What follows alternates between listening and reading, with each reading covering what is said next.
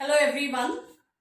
In the last lecture, we have seen the definition of a cyclic group and we have also seen a few examples of cyclic groups. In fact, we saw a very important example of a cyclic group, namely set of residue classes of integers modulo n with respect to the operation of addition modulo n. Here, 1 bar will always be a generator for this group. So just as we proved for addition modulo n, it would be worthwhile asking what happens to the group with respect to multiplication modulo n. So let's look at an example.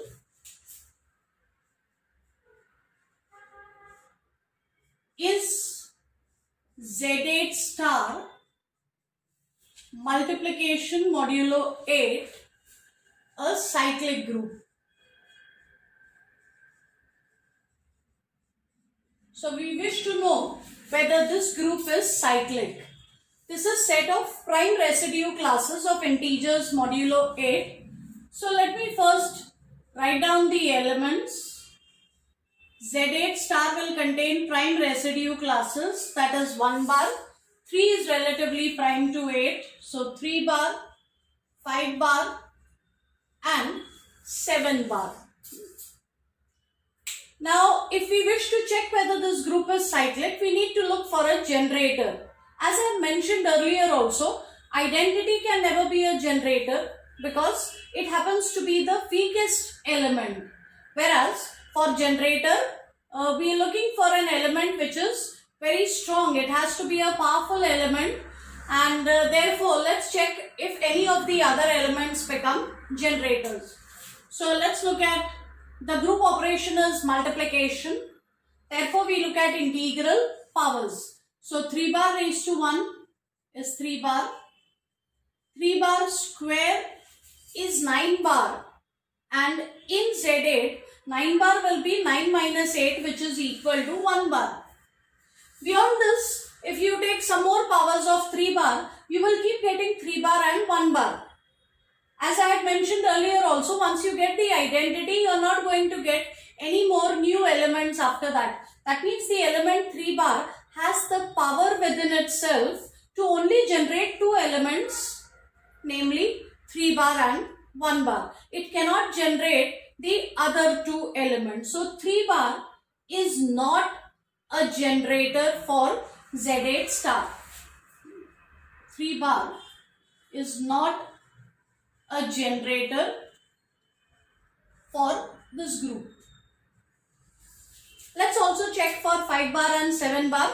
In fact, I would recommend that you pause your video and check whether 5 bar is a generator, check whether 7 bar is a generator. Okay, if you are done checking, 5 bar raised to 1 is 5 bar, 5 bar square is 25, 25 minus 24 is again 1 bar. That means the element 5 bar also cannot be a generator because it has only 50% power. It has the power to generate only two elements. Also, let's look at 7 bar. 7 bar raised to 1 bar is 7 bar. 7 bar square is 49. 49 minus 8 6 is 48. So that will again be equal to 1 bar. So 3 bar is not a generator, 5 bar is not a generator and neither is 7 bar. None of these elements are generators. And of course 1 bar can never be the generator. You can actually check. 1 bar, as I said, is going to be the weakest element. It can only generate itself. So this group is not cyclic. Just as we have proved this group is not cyclic, as an exercise, you could try proving that Klein's 4 group is also not cyclic. Next, I would like you all to check whether Z10 star with respect to multiplication modulo 10 is a cyclic group. So, check whether Z10 star for multiplication modulo 10 is a cyclic group. So, pause your video here and check. Firstly, write down what are the elements of Z10 star, and other than the identity, check whether any other element becomes a generator. So firstly, let's list the elements of Z10 star. It's going to be 1 bar, 3 bar, 7 bar and 9 bar. These are all, 1, 3, 7 and 9. These are all prime residue classes of integers modulo 10. Let us now check whether 3 bar is a generator. So let's take powers of 3. 3 bar raised to 1 is 3 bar. 3 bar square is 9 bar.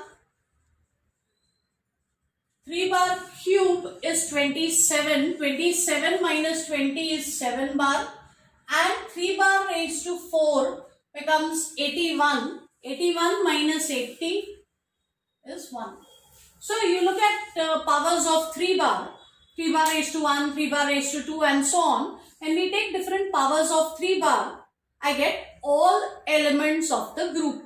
So 3 bar is a generator of this group, and therefore, so 3 bar is a generator of this group, and that means Z10 star for multiplication modulo 10 is a cyclic group.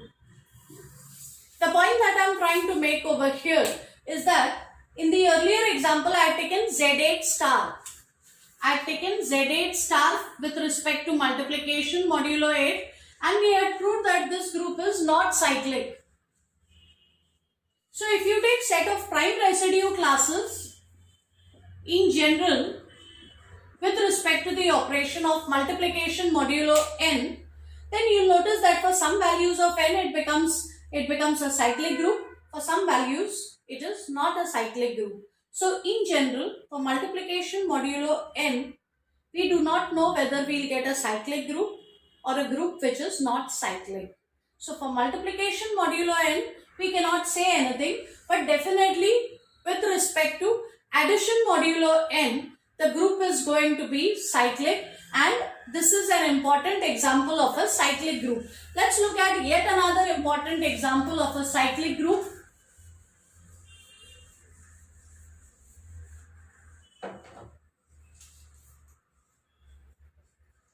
So prove that the set of integers with respect to addition is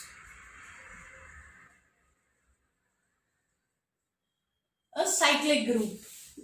Let us prove that the set of integers with respect to the usual addition of integers is a cyclic group.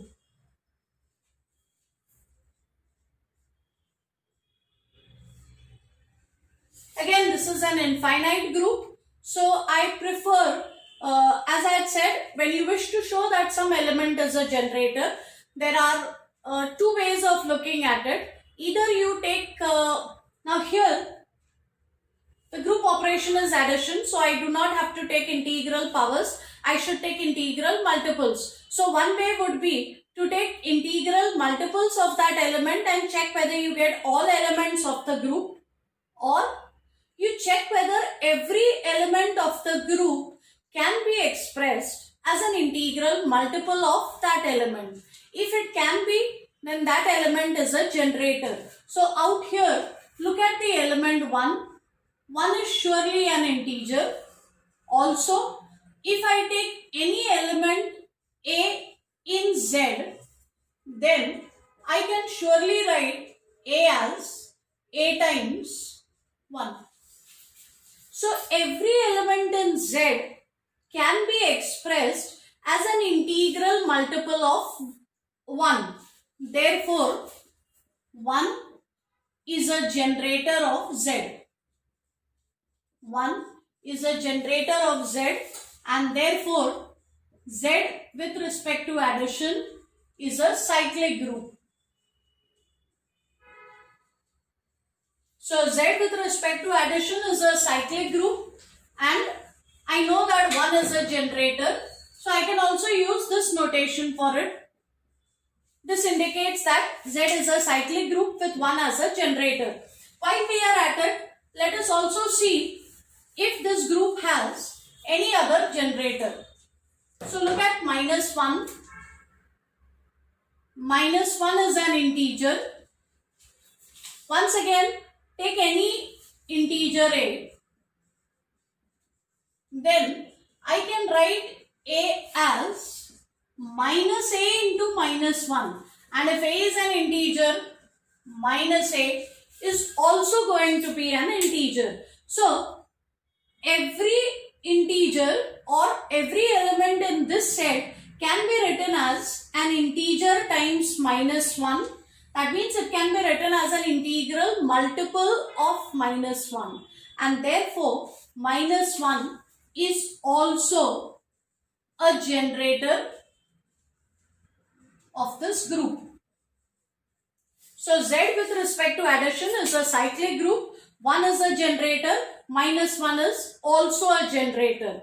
Do you think 2 is going to be a generator for this group? Pause your video and think about it. So what will happen if we take multiples of 2? If we take multiples of 2, we will get 1 times 2 is 2, 2 times 2 is 4, 3 times 2 is 6, 0 times 2 will be 0, minus 1 times 2 will be minus 2, minus 2 times 2 will be minus 4. So actually 2 will only generate all the even integers. 2 does not have the power to generate odd integers. Remember, you have to take integral multiples. So 2 cannot be a generator for Z because it does not generate all the elements. Similarly, 3 cannot be a generator and so on. So actually one can prove that for this group there are precisely 2 generators, 1 and minus 1. Besides 1 and minus 1, this group does not have any other generator. So these are 2 very, very important examples of cyclic groups. And the difference between these two, of course, is this is an example of an infinite cyclic group and this here is an example of a finite cyclic group. And the order of this group is n. So whenever you are looking for an example of a finite cyclic group of a specific order, all you have to do is choose that value of n. So these are 2 very, very important examples of cyclic groups. In fact, later when we talk about isomorphism of groups, we will show that whenever we take any cyclic group, if it is going to be infinite, it's going to behave like this. Right now, because we have not spoken about isomorphism, I cannot tell you more about this. But trust me, if you take any infinite cyclic group, it is going to look just like this. It's going to behave just like this group. And if you take a finite cyclic group of order n, then it's going to behave like this. That is why these 2 groups are very important as far as the study of cyclic group goes. In the next lecture, we will look at an example of an infinite group which is not cyclic. In today's lecture, remember, I have given you one example of a cyclic group which is a finite group rather, which is not cyclic. So I would also like to give you an example of an infinite group which is not cyclic. We'll do that in the next lecture. Thank you.